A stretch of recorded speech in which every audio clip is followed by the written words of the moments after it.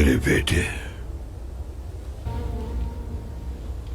ایک ہستی کی روداد سنو۔ سبب تخلیق کائنات دونوں جہانوں کے لیے رحمت بنا کر بھیجے گئے وہ ہستی حضرت محمد مصطفیٰ ہیں فرزند، جن کے اس دنیا میں آنے سے پہلے ہی ان کے بابا کا انتقال ہو گیا۔ وہ دنیا میں یتیم پیدا ہوئے اور بچپن ہی میں والدہ چل بسی۔ کچھ ہی عرصے میں دادا بھی دنیا سے کوچ کر گئے۔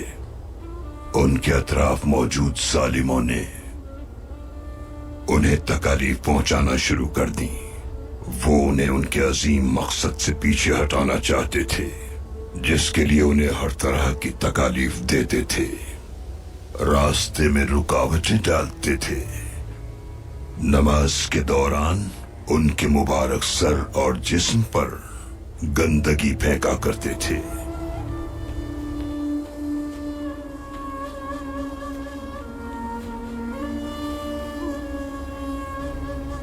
جب وہ مذہب اسلام کی تبلیغ کے لیے طائف پہنچے تو ظالموں نے ان پر پتھر برسائے، انہیں لہولہان کر دیا۔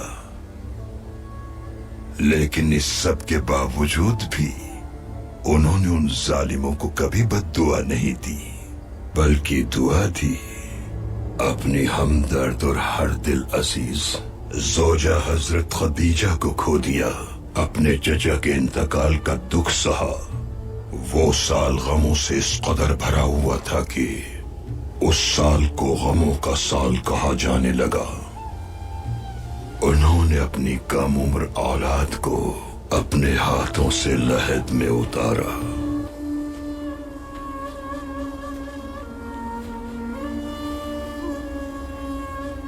جانتے ہو انہوں نے اپنے غم کو کم کرنے کے لیے کیا کیا؟ صبر کیا انہوں نے فرزند۔ اللہ کی رضا کے لیے ہمیشہ خود کو ثابت قدم رکھا، متانت کے ساتھ، عزم و حوصلے کے ساتھ اپنے مقصد پر قائم رہے۔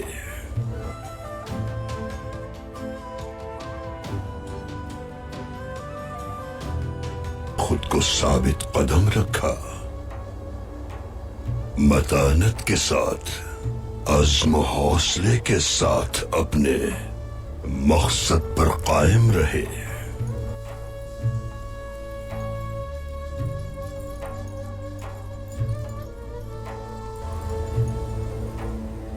یہ دنیا ایک امتحان ہے میرے فرزند۔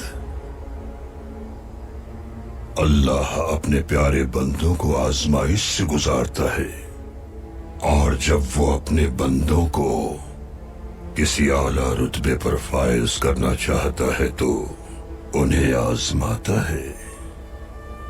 جانتے ہو کمان کو جتنا زیادہ کھینچا جاتا ہے تیر اتنا ہی دور جاتا ہے۔